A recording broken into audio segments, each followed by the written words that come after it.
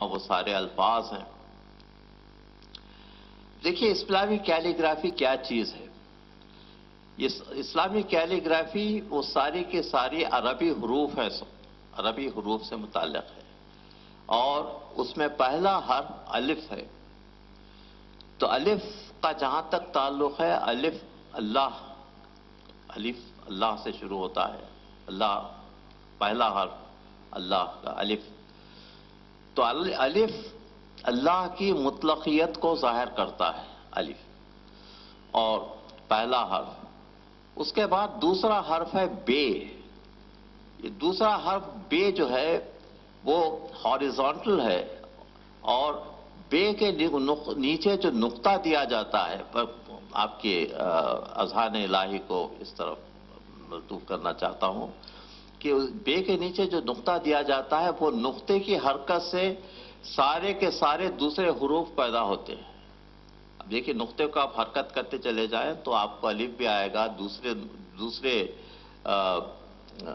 حروف، دوسرے عربی الفاظ جو ہے آپ کو آئیں گے، اور الفابیٹ جتنے عربی کے ہیں وہ سب اس نقطے کی حرکت کی وجہ سے ہیں۔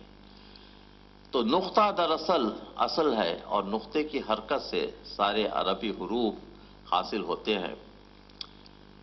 تو اس نقطے کی حقیقت کو اگر آپ جاننا چاہتے ہیں تو الف جو ہے اللہ کی مطلقیت کو، ٹرانسینڈنس کو ظاہر کرتا ہے، اور بے جو ہے وہ اللہ کی تخلیق کا مظہر ہے، اللہ کی تشبیہیت اور اللہ کی تخلیق جس میں اللہ کے صفات ظاہر ہوتے ہیں، بے اس کا مظہر ہے۔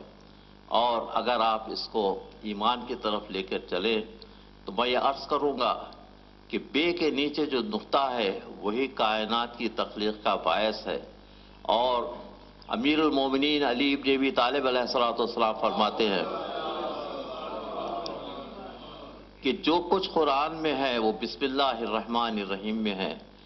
بسم اللہ الرحمن الرحیم کا بے، اور وہ بے کے نیچے جو نقطہ ہے وہ اس میں سارے کا سارا قرآن سمٹا ہوا ہے، کیونکہ اس کی حرکت سے سارے قرآن کے الفاظ پیدا ہوتے ہیں، سارے نقوش بنتے ہیں، اور فرماتے ہیں کہ انا نقطہ تحت الباء صلوات بر محمد وآل محمد،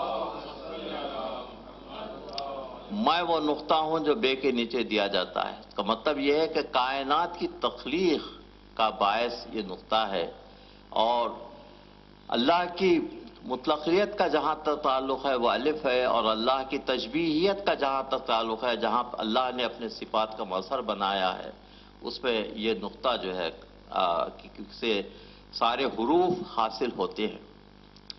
اب قرآن میں دو اور چیزوں کا ذکر کیا گیا ہے، ایک تو ہے لوح اور دوسرا ہے قلم۔ تو اس نقطے کی حرکت سے قلم حرکت میں آتا ہے، اور لوح جو لوح محفوظ کہلائی جاتی ہے، اس میں وہ سارے کے سارے واقعات درج کیے جاتے ہیں جو کائنات میں ہو گئے ہیں اور جو کائنات میں ہونے والے ہیں۔ اور شہزادی کونین فرماتی ہیں کہ لوح محفوظ پر جو کچھ لکھا گیا ہے وہ میں ہوں، صلوات بر محمد وآل محمد۔ اور قلم جو ہے علی ہیں، اور لوح محفوظ میں ہوں، صلوات بر محمد وآل محمد۔ سورہ علق کی ایک آیت اللہ فرماتا ہے کہ الذی علم بالقلم علم الانسان ما لم یعلم، اللہ نے انسان کو قلم کے ذریعے سے تعلیم دی، اور اس کو ان ساری چیزوں سے واقف کروایا جس سے وہ ناواقف تھا۔ تو علم، یہ جو قلم کی جو تعریف کی ہے، قلم وہ چیز ہے جس سے انسان علم حاصل کرتا ہے۔ اب ایسا کہ آپ لکھیں گے تو علم حاصل کریں گے، لیکن قلم کا جو اصلی مفہوم ہے، اصلی مفہوم یہ ہے کہ قلم وہ ہے جو علم کا سورس ہے، اور علم کا سورس کیا ہے؟ حدیث مصطفی کے متعلق کہ انا مدینۃ العلم وعلی بابھا، صلوات بر محمد علیہ، میں شہر علم ہوں اور علی اس کا دروازہ ہے۔ تو اس طریقے سے اگر آپ پڑھیں تو اس کے بعد سورہ نون ایک اور قرآن کی آیت ہے جس میں اللہ نے قلم کی قسم کھائی ہے، نون کی قسم کھائی ہے، نون جو لکھا جاتا ہے، نون والقلم وما یسطرون، نون کی قسم اور اس قلم کی قسم جو وہ لکھ رہا ہے، نون والقلم وما یسطرون۔ تو نون کیا ہے؟ نون کی آپ شکل دیکھیں تو نون کی شکل ایک دوات کی جیسی ہوتی ہے جس میں انک ڈالی جاتی ہے۔ تو نون سے مراد وہ سیاہی ہے، وہ انک ہے جس سے جو ہے اللہ انسان کی تقدیر لکھ رہا ہے، کائنات کی تقدیر لکھ رہا ہے، اور کائنات کی تقدیر لکھنے والا یہ قلم ہے۔ تو نون والقلم ما یسطرون، اور نون کو دیکھیے تو نون جو ہے نور کا بھی حصہ ہے، نور کا پہلا لفظ نون ہے اور رحمان کا آخری لفظ نون ہے۔ تو اس لیے نور بھی، نور اور رحمان دونوں کا ماخذ ایک ہی ہے، اور دونوں کا ماخذ ہے یہ دوات اور یہ قلم۔ صلوات پر محمد و آل محمد۔ تو دوات اور قلم اس طریقے سے اللہ نے اس کی تشریح کی ہے۔ اب اسلامی ثقافت کے متعلق اگر آپ آگے غور کرنے لگیں تو ایک چیز بہت صاف نظر آتی ہے، اس میں اس کے جیومیٹریکل پیٹرنز ہیں، جیومیٹری، اور اتنی سیمیٹریکل جیومیٹریکل پیٹرنز جو آئے ہوئے ہیں، وہ ریاضی کی مساوات کا خلق سے وہ حاصل ہو سکتے ہیں یا طبیعت سے حاصل ہو سکتے ہیں۔ لیکن یہاں پر اللہ نے نہ ریاضی کا استعمال کیا ہے نہ طبیعت کا استعمال کیا ہے، کیونکہ وہ عالم الغیب ہے اس میں۔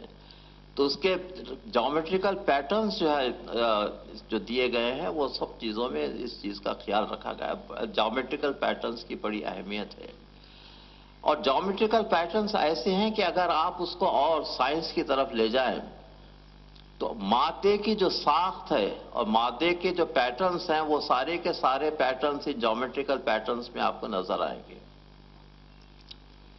تو دو چیزیں میں نے امیر المومنین کی متعلق عرض نہیں کی تھی، جو آج میں چاہتا ہوں کہ اس سلسلے میں عرض کروں کہ الجبرا کا موجد کون ہے اور جیومیٹری اور ٹریگنومیٹری کا موجد کون ہے۔ الجبرا کا پہلا موجد جو ہے امیر المومنین علی ابن ابی طالب علیہ السلام۔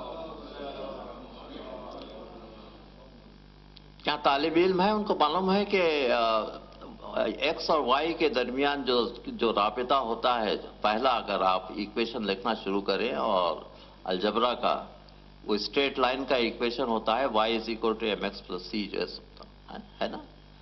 تو ایکس اور وائی کے درمیان کے ایکس کو ویلیوز دیتے جائیے، اب وائی کے ویلیوز حاصل ہوتے چلے جائیں گے تو مختلف نمبرز حاصل ہوں گے۔ تو الجبرا کا موجد جو ہے، لفظ الجبرا خود عربی لفظ ہے، الجبر والمقابلہ اس کا نام تھا، اس کو الجبرا ہو گیا، اور اس سے کئی مسلم سائنٹسٹ اس کے بعد اس سے پیدا ہوئے جنہوں نے اس علم کو پھیلایا، اور الہیزن سے لے کے الخوارزمی سے لے کر انہوں نے سب کے سب لوگوں نے الجبرا کے متعلق کام کیا ہے۔ اس کا جیومیٹری اور ٹریگنومیٹری، ٹریگنومیٹری میں سب سے پہلے جو ٹریگنومیٹری کا استعمال کیا تھا وہ ماؤنٹ ابو کی ہائٹ یا ماؤنٹنز کی ہائٹ معلوم کرنے کے ساتھ، کہ مدینے کے اطراف جو ماؤنٹنز ہے اس کی ہائٹ کیا ہے۔ تو ہائٹ معلوم کرنے کے لیے جو ٹریگنومیٹریکل فارمولا استعمال ہوتا ہے کہ وہ آپ ایک ہائپوٹینیوس لیجئے اور ایک رائٹ اینگل بنائیے اور اینگل تھیٹا رکھیے، تو وہ سائن تھیٹا اور کاس تھیٹا وغیرہ، اس کے بعد ٹین تھیٹا جو ہے وہ ہائٹ ہے، اور یہ ڈسٹینس ہے آبزرور سے لے کر اس پوائنٹ تک۔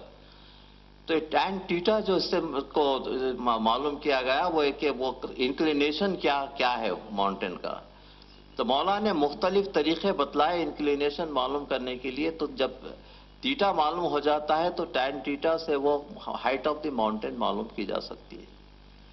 اس طریقے سے ٹریگنومیٹری کا سب سے پہلا استعمال اور الجبرا کا سب سے پہلا استعمال اس کے موجد امیر المومنین علی ابن ابی طالب علیہ السلام۔